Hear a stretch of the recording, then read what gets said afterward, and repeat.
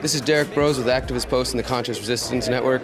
I'm here in Philadelphia at the Free Your Mind Conference, and once again I'm talking with somebody who's been a huge influence on my work, Mr. Jim Marrs. How are you doing? I hope that was a good influence. Yes, absolutely. Led me here. How are you doing? I'm tolerable.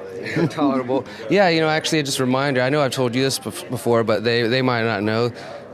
Rule by Secrecy, 2009, completely changed my life, and then I got to meet you in Austin at Brave New Books about a year after that when I was taking a sort of spiritual cross-country bicycle journey, and now I get to do journalism and meet you at all these other places and talk about awesome things. So thank you for writing those books and helping me see the world in a new way. Well, that's great. Yeah, it's always better to go around with an open mind, but of course, don't make it so open that your brain falls out. Absolutely. Being ready to be a critical thinker is what's important. Yes, exactly. So I want to get into what we're here to talk about this weekend. First, you've had a book that was released about a year ago, Population Control, one of many books that you've written.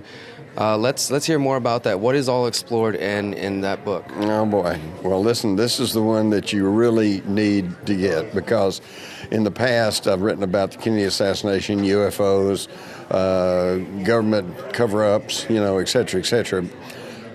And that affects everybody to a certain degree, but sometimes, kind of indirectly. But with population control, the subtitle is How Corporate Owners Are Killing Us. And this is getting serious, because this is getting beyond politics and beyond philosophies. This is getting into self-defense. If you don't understand what they're doing to you, then you're actually running a risk of health and life for yourself and your loved ones. Absolutely. So, this is one of the more controversial areas, I would say, of this type of research. Many people, they'll say that fluoride's bad for them, and they don't like it in the water, or that they see things being sprayed in the skies or the food being poisoned. But some people stop short of saying, well, it's being done for a purposeful reason, some type of eugenics program or a population control, method of population control. Tell us more about that angle, though. What, where do we see the proof or the evidence of that there is that these things are being done with a goal in mind? Well, if you go back and study the eugenics movement, which started in the late 1800s and into the early 1900s, and the idea was, we need to breed the human race to get a little better quality product. And of course, we don't want any blacks or Hispanics or Chinese or Koreans or, we don't want any of these folks dirty in the gene pool. So as recently as 1930s, there were actually, most of the states had eugenics laws, sterilization laws. If you didn't shape up to what they thought was the criteria for a good citizen, race, ethnicity, etc., then you could be in risk of being euthanized. We saw this actually come to fruition in Nazi Germany, because everybody knows about Nazi Germany and the Holocaust. What they don't know is the Germans didn't start all that. We did. And the wife of Edward Harriman, the great railroad tycoon that, of course, put John D. Rockefeller on top of the oil business because he hauled all his oil at cheap rates and ran everybody else out of business. His wife was head of eugenics movement. So was Margaret Sanger. Mm-hmm. And they were just out and out. They were racist, I suppose, because they said, look, we got to protect the white race and we got to take care of others. And we saw this again, what happened when they carried that to extremes in National Socialist Germany. They said, well, you're an Untermensch, so you don't count. And we had the Holocaust. Mm-hmm. So right now today, the eugenics has kind of gotten a bad name, and you don't hear anybody talk about that, but we still have the offshoots of the eugenics today. We still have Planned Parenthood. We still have a lot of organizations who are pushing to reduce the human population. And I don't know, I suppose there could be an argument that perhaps there's too many people in the world. I'm not convinced of that. I found out that, I didn't believe this, but it turned out to be true. The average living space in Hong Kong today is like 1,700 square feet. Can you imagine living in a 1,700 square foot apartment? That's a pretty good apartment, So based on 1,700 square feet, you could actually fit the whole 7.5 billion human being population of the earth just in the state of Texas. or actually the Oklahoma. I think in my book Population Control, I mentioned Oklahoma has said, well, everybody in the world could actually live here. You just have a. So the idea then is that the myth of if people believe it's a myth of overpopulation is pushed to justify the need for population control, maybe yes. Controlling the amount of people that have kids and things like that. Right. More sort of government programs, more government control. Right, and the thing is, if they were satisfied with just letting natural attrition and birth control and things like that to hold the human population down, that's one thing. But in my book, Population Control, I'm pointing out that they're putting dangerous and deadly chemicals in our food and our water, spraying us through the air. They're putting mercury and aluminum in the vaccines.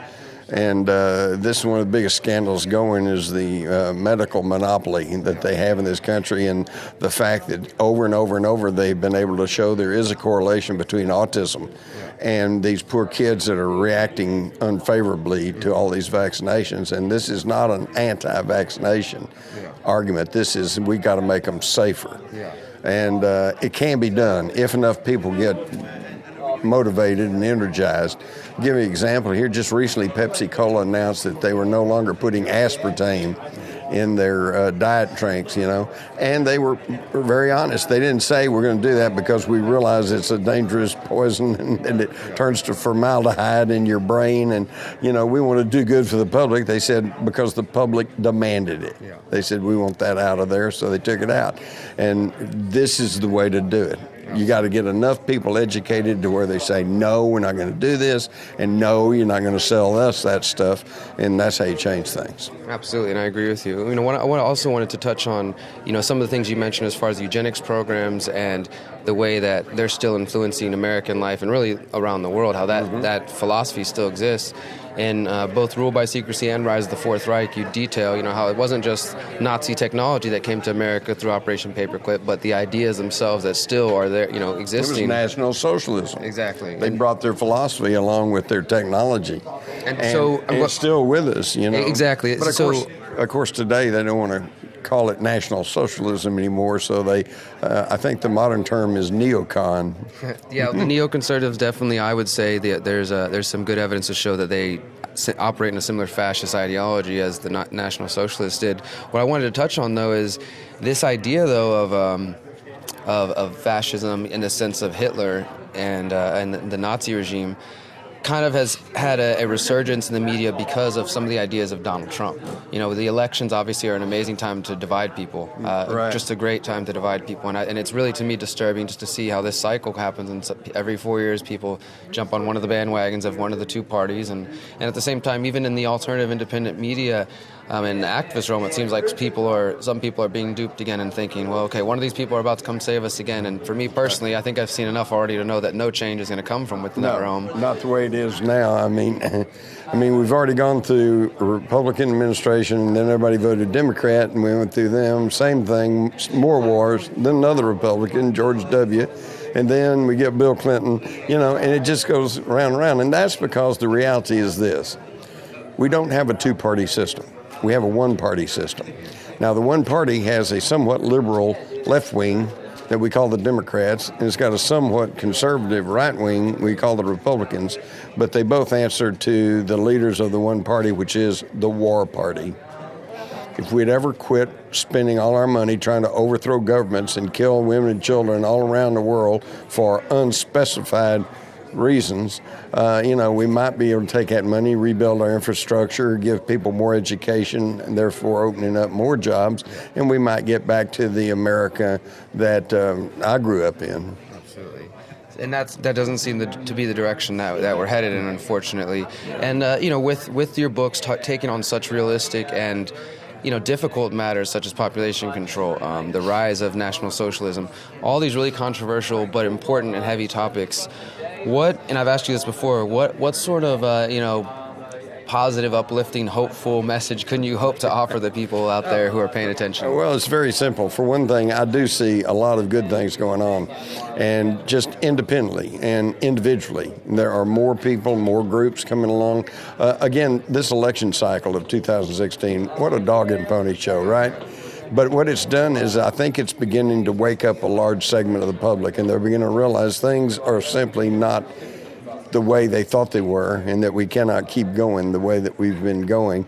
And of course now they've got us divided into the, liberals versus the conservatives or whatever. And then you got Donald Trump comes along who he swings both ways, right?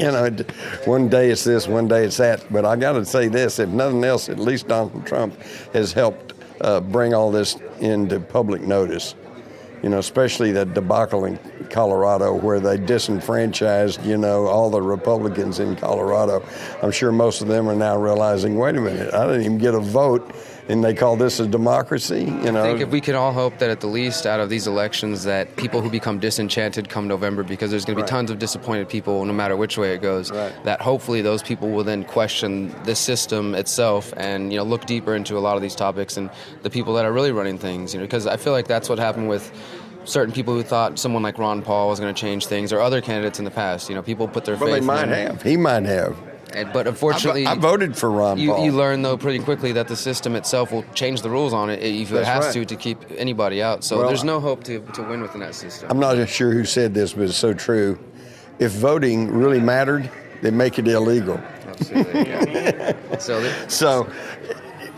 But the good news is there's more of us than there are them. And I see this daily traveling across the country. There is an awakening taking place. The problem is that it's not being reflected in the national media. Okay? So as a result, you have people all across the country who are kind of up on things, and they understand we need to make some changes. They understand basically what the changes need to be, but they think they're the only ones who think that. It's like the polls show that, 85% of the public now understands that President Kennedy was killed as a result of a conspiracy. But yet you turn on TV and see any of the major networks and, oh, no, it's just Oswald did it and that's it, They're still carrying the party line. Still carrying the banner. Even though Jim Mars exposed it, how many years ago? Well, I had a front page story on the newspaper in 1975, I believe it was, that said there was a coup d'etat in the United States. So I've been trying to tell people this all the way back into the 70s. Awesome. Thank you so much for your time. Thank you.